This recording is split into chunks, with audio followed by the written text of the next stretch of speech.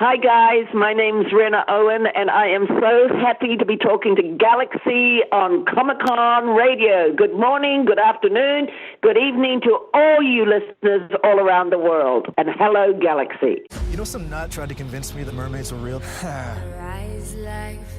are others, strong ones. They can't stay here. I know a place. In the ocean, we move forward. Humans stay angry. You're gonna help me get the one who killed my dad. It is good for us here. Family. Just trying to keep them safe. I'm tired of keeping your secrets. It could get ugly, man. Rise like fire. How many? 6. The oil company, they're looking for a place to drill. They can't go back in the water. Humans stay angry. Well, maybe I'm just tired of keeping your secrets.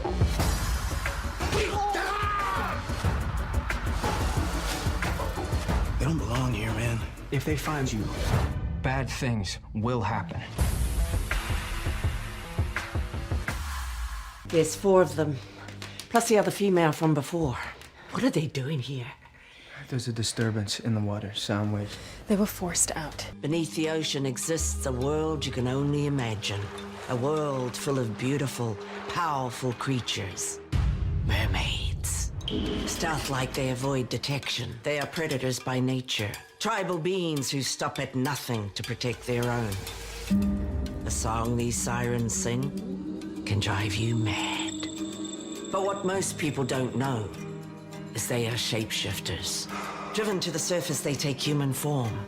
A transformation so painful, some don't make it. Once on land, they adapt, learn the language, fit in.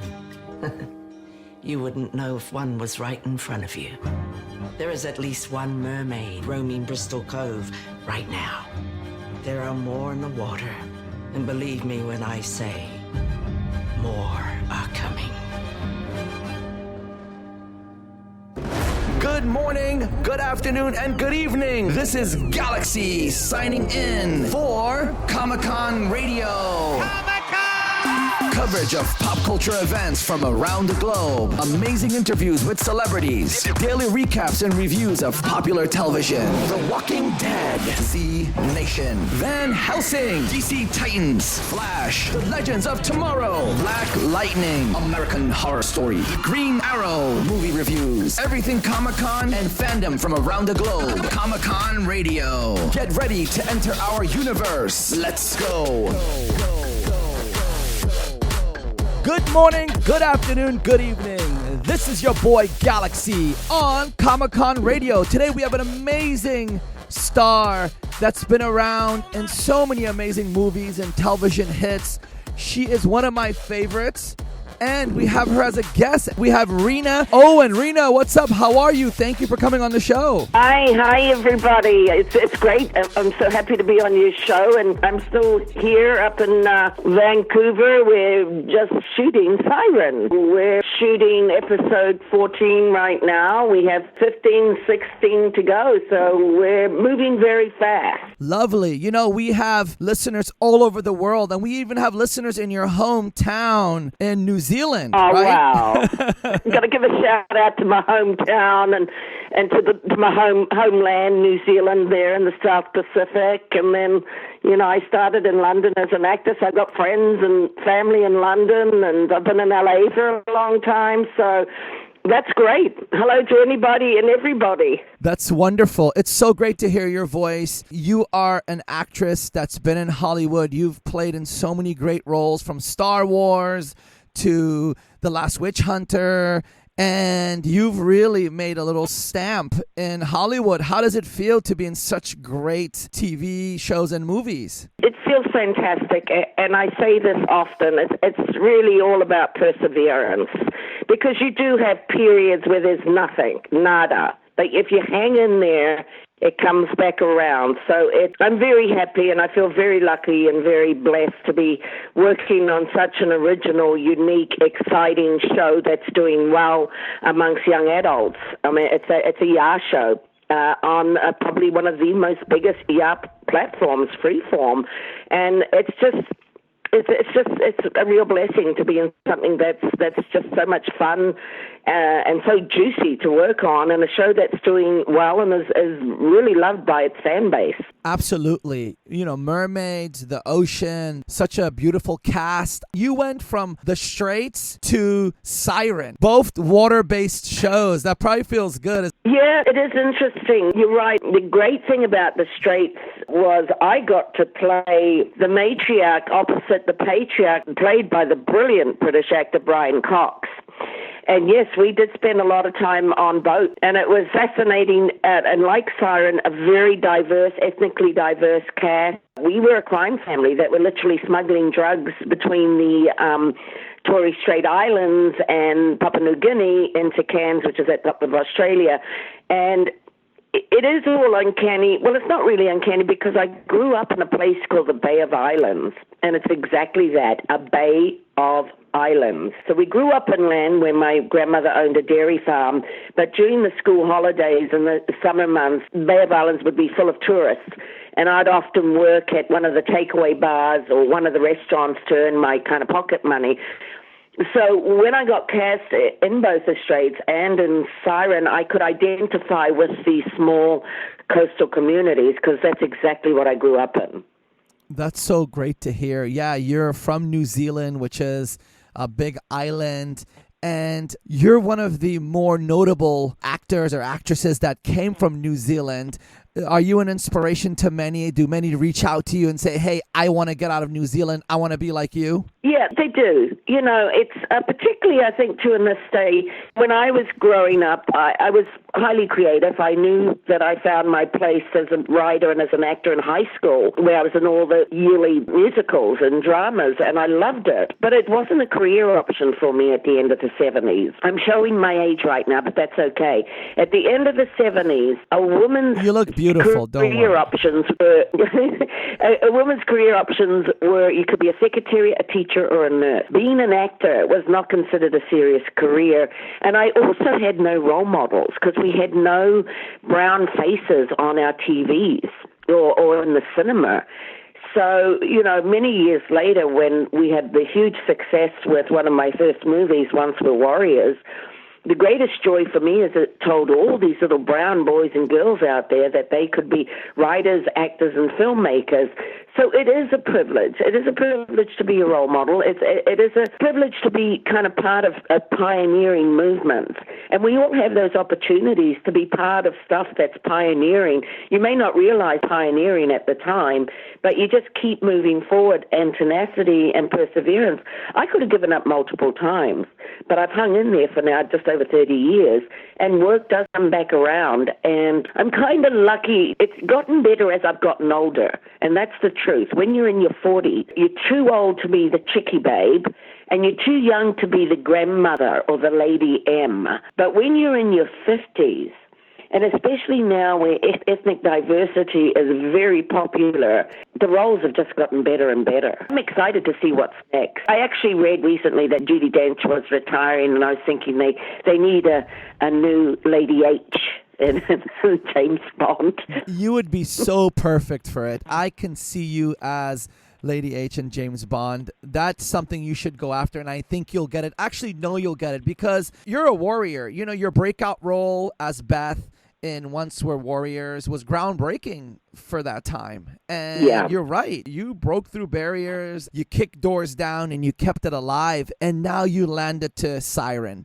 And it's such an amazing show. So cultural, so diverse, and it's fun. I love Mermaids. How did you feel when you got cast for that role? First, I got the call from my agent, and he said, listen, and this is in LA, and he said there's a pilot being cast, and they're only seeing a few actors for each role, and they're very interested in you for the role of Helen. So he said, read the script, let us know if you want to go in. I read the script, and the first thing I thought, I recognized the formula or the structure of any good TV show, but I thought, wow, I've never seen this world on TV or on film. And I just recognized the strengths of the series regular, the mainstay characters of this town. I recognized the town.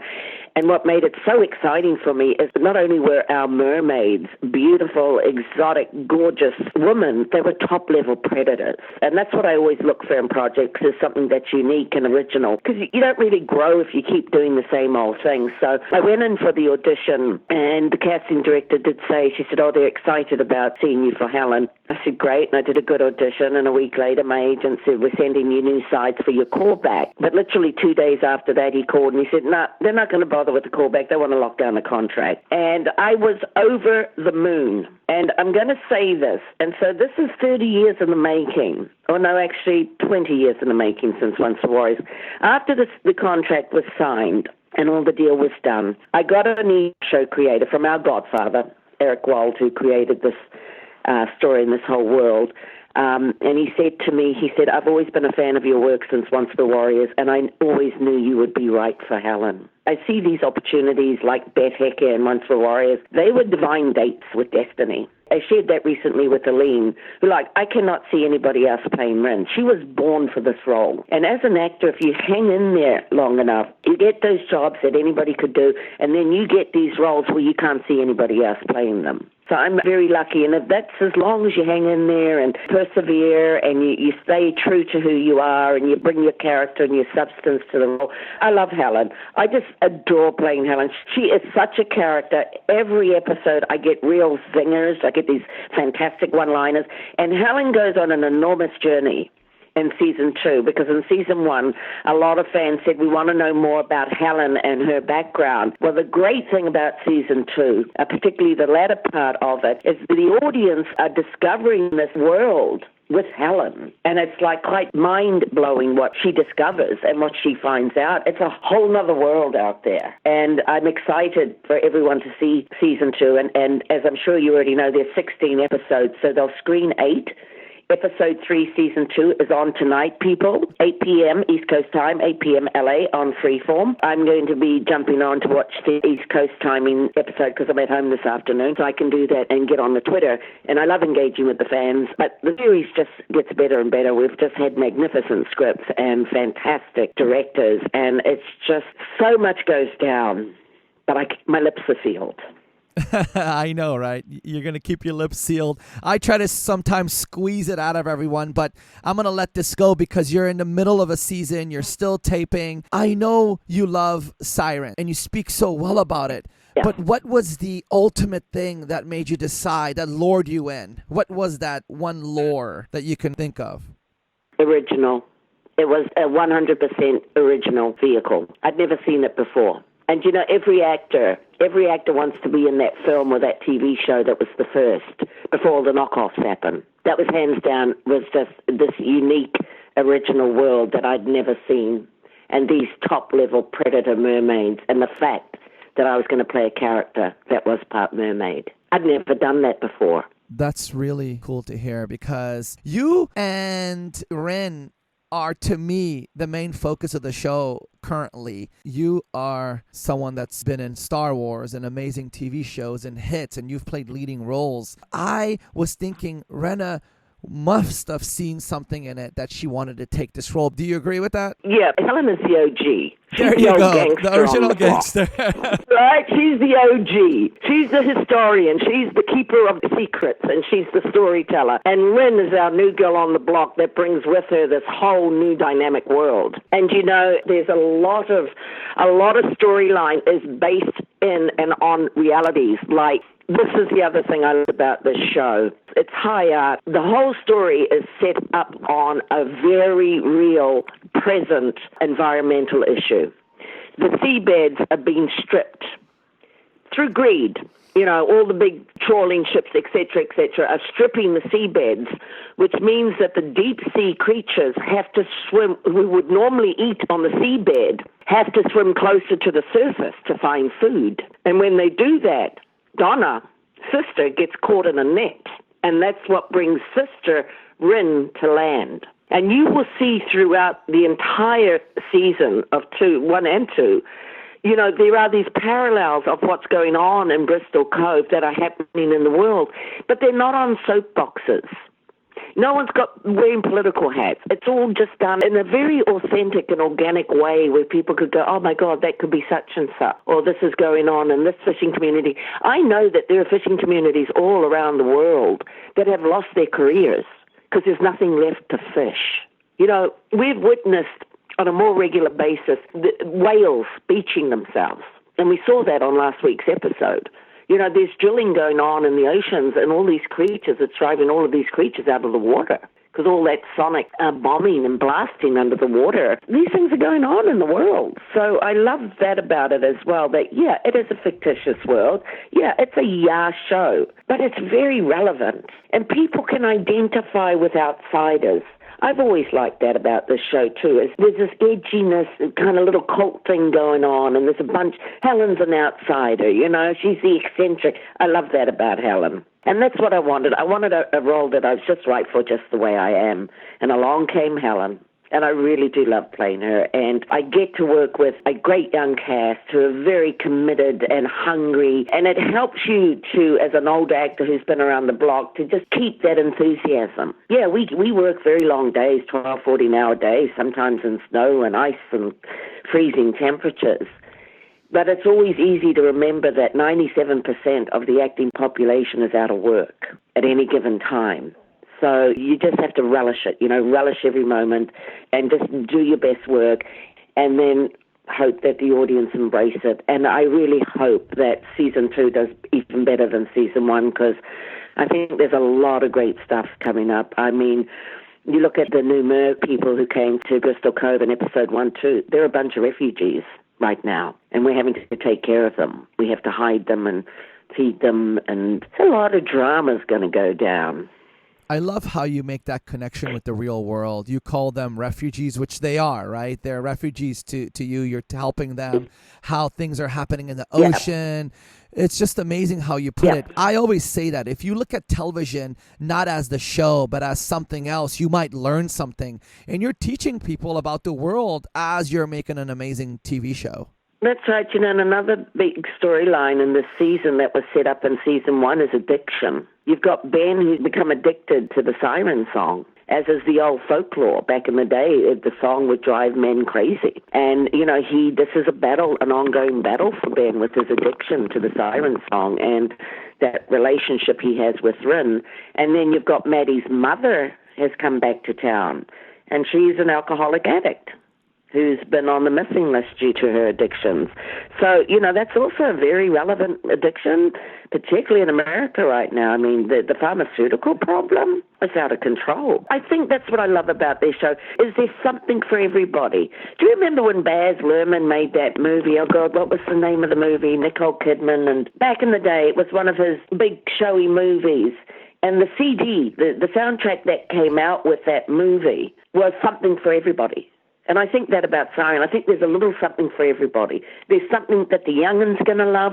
There's something that people my age group are going to enjoy. And then there's stuff for the age groups in between. There's something for everybody. It's without it trying to be too much. It's just, I think, set in a very identifiable small coastal town.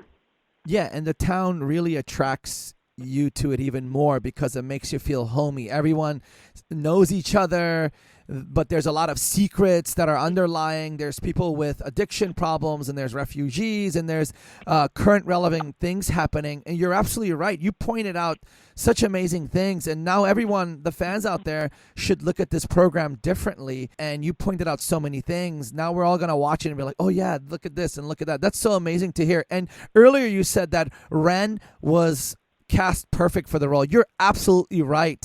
If you haven't heard her voice before, you would think she's a real mermaid. You would, and just her physicality and the way she looks and her training. I mean, the girl is exceptional. One, she speaks 6 languages. She grew up in Belgium, but she also grew up on ballet. So you can see it in her body language, the way she moves, the way she swims. She really is like a fish in that water. I think she can hold her breath for almost 5 minutes now, and so can Alex Rowe. He can hold his breath for 5. But just all her mannerisms, and, you know, she was in the arts throughout her childhood. well trained in a lot of disciplines. Ballet comes into play. And then she, of course, went to the finest drama school in London at a very young age and learned her craft, and she's very diligent. She's very studious. Yeah, to me, that's always the mark of a great performance, is you cannot see anybody else playing that role. You know, it's a bit like last year's Oscars, Gary Oldman. I couldn't see anybody else playing that role that he played that won him an Oscar. I could say the same about this year's Oscars. You know, they're just these performances where you can't see another actor in that role. And, Eileen makes the show, and I always knew that right from the beginning. If we didn't believe in her to be the real thing, the show wouldn't work. But thanks to her high-quality performance, you totally bought into her as a mermaid, you know, and it's one of those things in the pilot that to this day is so exciting when she's in that car and he's a bit of an annoyed guy, wants to kind of mess around with her, and next thing you see him flying through the house. You don't mess with mermaids. They've got superpowers. Maybe one day Helen will get to discover some of her superpowers. You never know.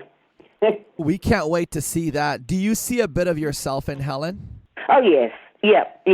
I could identify with her, and that was another thing I liked in the pilot. I thought, do you know what? This is the God-honest truth. I thought, if I'd never left the Bay of Islands, my hometown, I would have become a Helen. I would have been this eccentric old girl with a little tourist shop in the middle of the Bay of Islands. But yeah, I clearly identified with her being unique, being a bit of a one-off, being a bit of an OG, been a perpetual outsider. I mean, I just grew up feeling like that. I think a lot of us creatives do grow up feeling like we're different and not quite feeling like we're in and always feeling like we're on the outside. And I went through that in my youth. And that was definitely, Helen's always been on the outsider. But she also knows what's going on. You know, she's clever and she knows what's going on, and she's also compassionate, though. And so those are qualities, you know, I share with Helen, is that she's a bit of an enigma. And I definitely, I think a few people out there would think I was eccentric, and I probably am.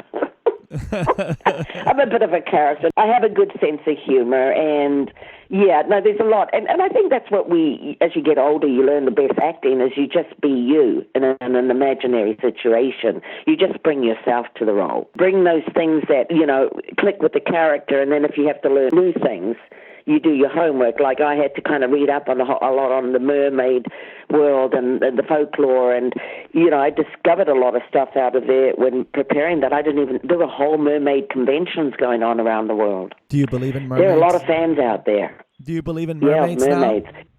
You do? It's easier for me now to believe in them. That's cool. It is easier for me to believe in them, having seen what's kind of gone down in season 2. I can believe in anything now. I mean, come on, I was an alien in Star Wars. Do I believe in aliens? Yeah, probably. I mean, I'm just going to remain open-minded, all right? That's it, because there's a give everything a chance, and I do think there are worlds out there that we still have not explored as humans. There's aliens out there. There's mermaids in the ocean. You just have to say yes, because there's a whole segment of fans out there that believe in it. So let's just keep them all focused on, Rena. They're very passionate. They're very, very passionate about their mermaid culture. And I admire them and I respect them and I learn stuff from them. Because, you can see some amazing mermaid stuff on social media. I'm a believer, and I'd be like Helen, too. You know, Helen's a protector. She likes to take care of people. I like taking care of people, especially the underdogs. She's a fighter for the underdogs. You know, she's not going to go out and start fighting for Ted Pownall in the rich community. She's going to fight for the underdogs, you know, who are partly her own family. Unlike Helen, though, I grew up with an amazing big family. I'm one of 9 children and very close family. And, well, I don't know if any of us had any tails, but I wouldn't be surprised. This is the thing. You never know. You never know. You could be living next to a mermaid. That's right. I often ask, what's next? Do you know what's next? If someone said to you, what's next? What comes after mermaids? I would be like, well, you played an alien, you play a mermaid, so I don't to know what's next. You covered both sides. I think the next thing in line is unicorns. That's. We haven't had unicorns yet. I know. I know. Keep an eye out for unicorns because I think they might be around the corner. Uh-oh. It's a little hint out there. Unicorns might be next. Of course, you're not going to see Rena as a unicorn herself, but maybe she's going to take care of unicorns, right? That's right. Maybe a unicorn will come to Bristol Cove. Maybe, yeah. But, there's all sorts. Here's a great thing for audiences. There's a lot of wonderful new characters that come to town or pop up in season 2. Some really, really interesting characters. And I've gotten to have a lot of fun and do some great work with a lot of new characters that the audience will meet. You'll be meeting, I think I can safely say this, you'll be meeting a new player in tonight's new episode. Ooh, that's amazing to hear. It's great to hear that. Helen, you guys get to meet, I get to meet this person for the first time, and so will you. And it's an exciting character. Oh, that's awesome. That's good to hear. Well, that's a hint for everybody. You've played a wide variety of roles over your career across TV, film, and stage. I know there's a process in you to do everything. Do you change your process for every show? Do you adjust yourself? Because I know you see yourself in Helen, but do you kind of like go into this like world, your zone, to become that character? Yeah, I always start, particularly because I'm a writer as well. I'm a big believer in honoring the writer. And if you've got a really great script, all your evidence is there in the script. All your clues are there in the script. So, whether that script is for TV, for film, or for theater, I would do the same process. I'd break it down. I'd get a sense of who my character is, what each scene is. There's a few things I use, like there's always a back to the front, and I ask myself this question about every character: how did I get to be this way?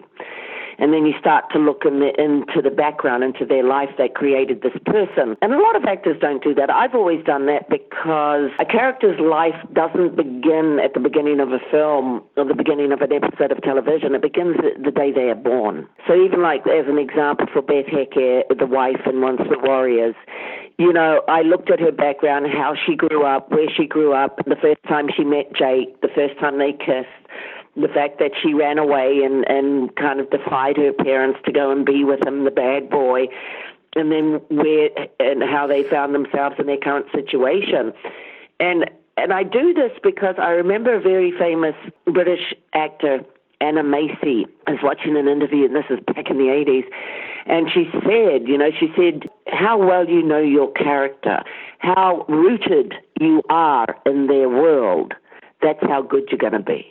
Because that's what you're bringing into the performance, is that whole backstory of who this person is. So it's not just a superficial character. It's a full character that you've thought about and think about, if you think about us as people, we've got minds, we've got emotions, we've got bodies, we've got all these different aspects to humanity. So I do get a strong sense of my character first, and I do work intuitively, very much so. And then you put yourself in their world.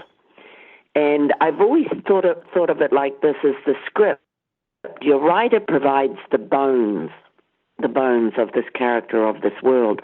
Us actors provide the flesh, and then the director brings it to life. It's a fascinating process, and I, like a lot of creatives, I've always had an empathy towards the human condition, and that's my job. My job is to portray the human condition.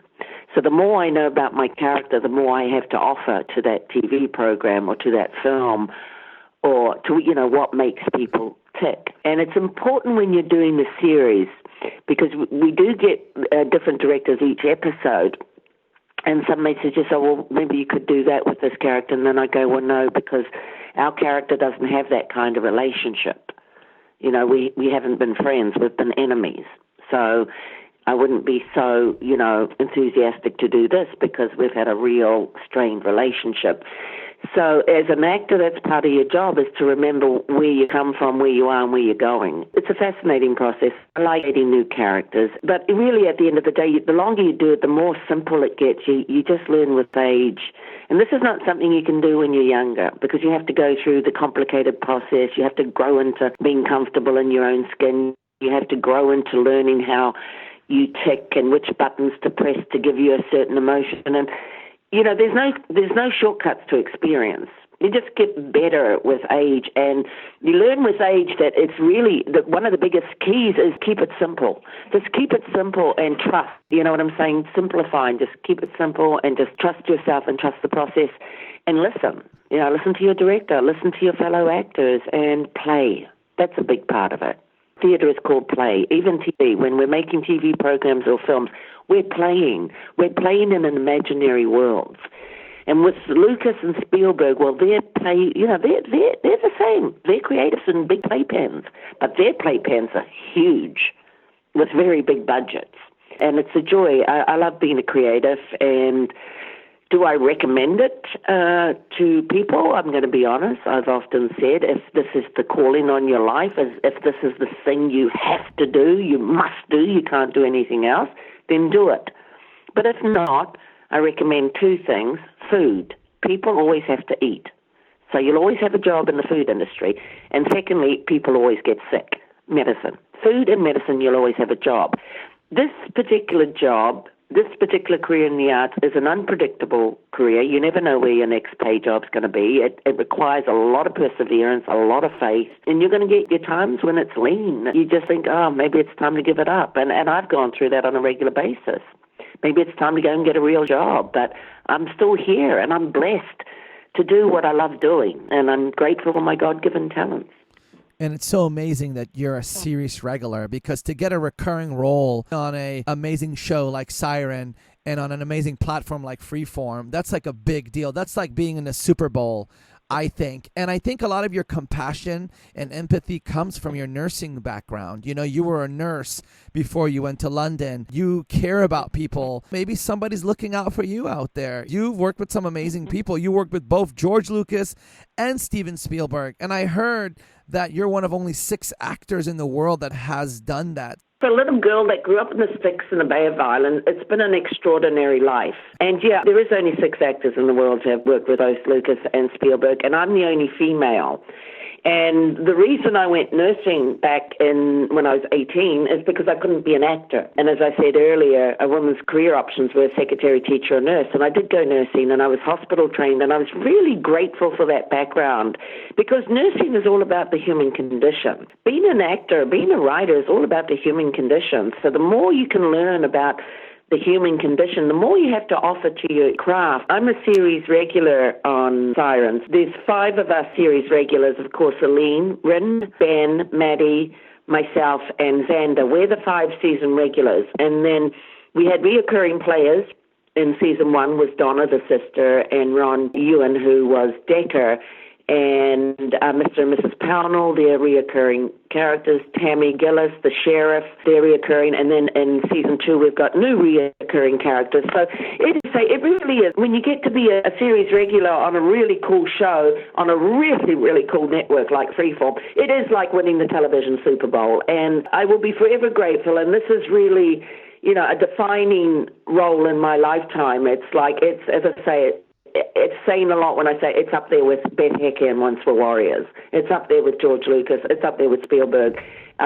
This is a highlight in my career, and it's happened to me at a really great time in my life now that I'm in my 50s and so ready to play Lady M or Lady H. You are, because you don't know who listens to the show. We've had some actors call us and say, hey, I spoke about this role and then I got it after months later. I'm like, oh boy, that's crazy. So say it, Lady M, Lady H, whoever you want to be, James Bond, that's it. You have to take that role. And also, you got to remember this. You say you're in your 50s. You're on an amazing TV show. Did you know that it's going to get even bigger and bigger from here? Because today, times are different. Social media has exploded the PR game and all that stuff. So you're just going to keep going up and up and up, and you're going to be working 20-hour days for the next God knows how long. How does that feel? It feels awesome. It really does. Equated to, once again, I'm going to go back to Once Were Warriors, because that was my breakout movie. That's the film that changed my life.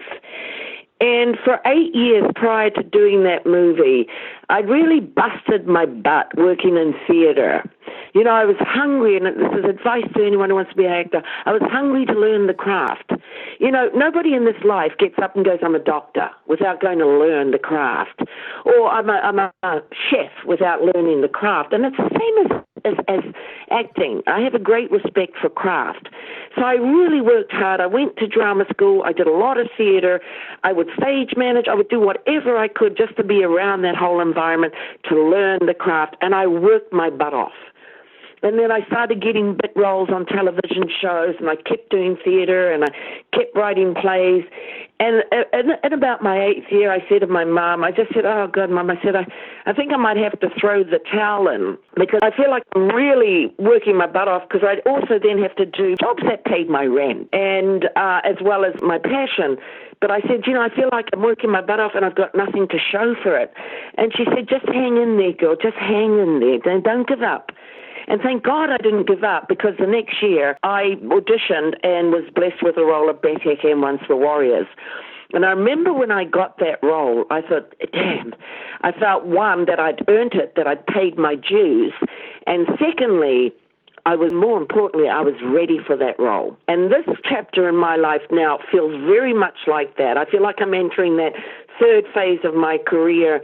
And I feel that, I'm not only am I ready for it, I'm grateful for it. I'm in a place where I can flow with it a lot easier. And I'm like, you know, this is what happens when you stick in there and you keep doing good work and you keep the faith and you don't give up. And I think that's true of any career. Perseverance, keep doing the work, keep learning your craft. You know, never ever think, and that's something I think is really important too, never think you're too good for anything. You got to stay hungry. You can't say, oh, well, I'm the best. No, this is the great thing about what I do as a creative. Every writer out there knows this. We can never say we know it all. You know why? Because we portray the human condition. And the human condition is a constantly changing phenomena. None of us know it all. So we're growing with humanity. We're learning with humanity. Characters now are different from characters 40 years ago, or characters 80 years ago, or 100 years ago. We're all evolving, and that's what keeps this job so exciting. We're now in a world where there are top-level predator mermaids. I mean, did I think that when I was a kid? No, but this is the world we now live in. And like you say, social media has taken off. That's a whole new world. I didn't even grow up with a cell phone, but I'm learning how to use social media.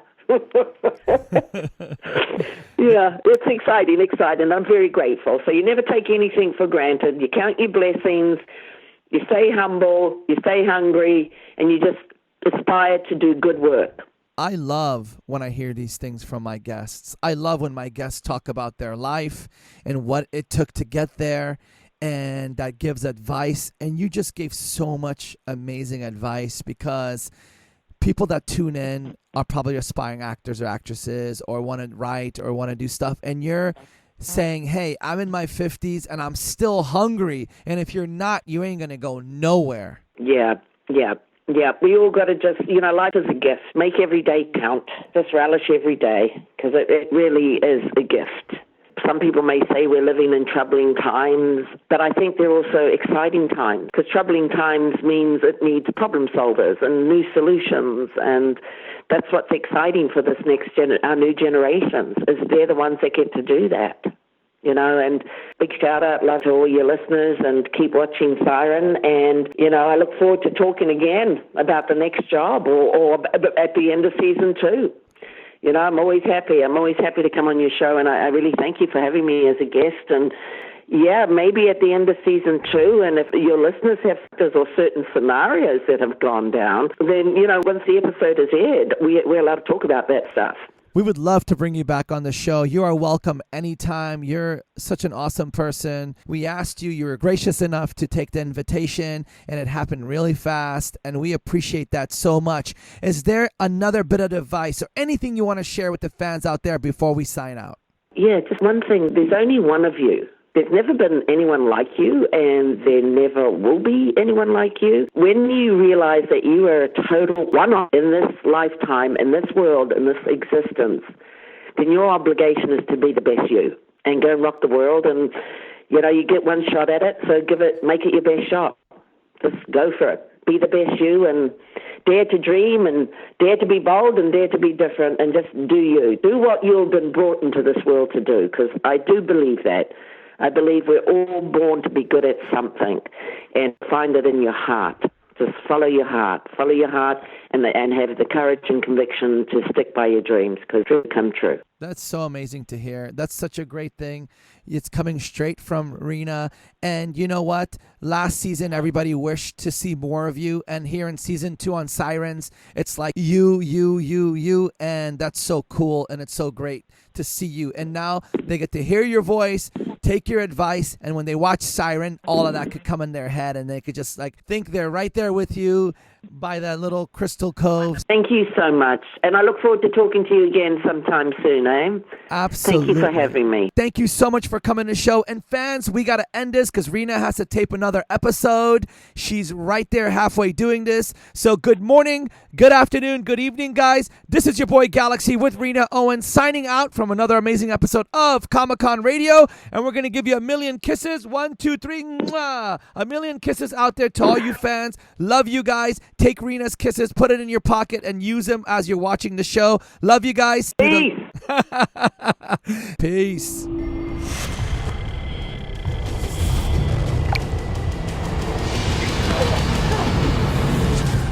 There's a lot going on in that scene. It's all us except for when Bryn and Katrina fall in. That fall, that was amazing stunt people. Then the actual fight, once we've turned Mermaid, is all us. It was quite something, especially because they've done really amazing training about the breath hold. So they were doing their free diving, like holding their breath and then going under and doing the fighting. And they're both so like balletic under the water. I love working with Ilea, who plays Katrina, because she's really great in the water too. She's got a dancer background, so she's very good with her body. It was amazing to watch. Like, you didn't have to pretend to be in awe. We really were in awe of what they were doing. We actually used the approach of eels, like 2 eels wrestling around, and we had to mix it up with more short intensity fights and scratches and things like that.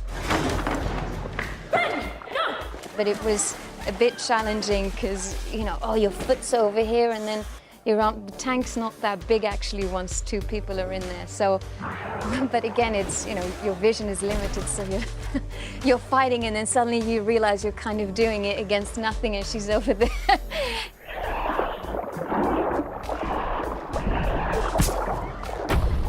I'm so glad I'm not a mermaid. I love what they do and I love watching it, but I don't want to be the one doing that on set just because of the pressure of like holding your breath and then doing the fighting and acting whilst holding your breath. No, I'm fine to be a human. We had a good time with it, but it took a while to get that intensity come across.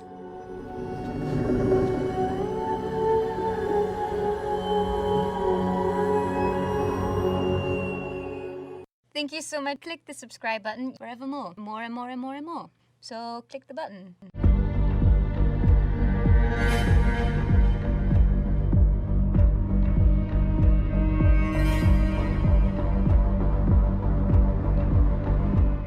Good morning, good afternoon, and good evening. This is Galaxy signing out from another amazing episode of Comic-Con Radio. Tune in for your daily shows of Comic-Con Radio. Go to comicon-radio.com. Reach us on social media, Twitter, Facebook, Instagram, at Comic-Con Radio. You can call us toll-free right now. 800-976-0305. 800-976-0305. Comic-Con Radio, taking the world one listener at a time.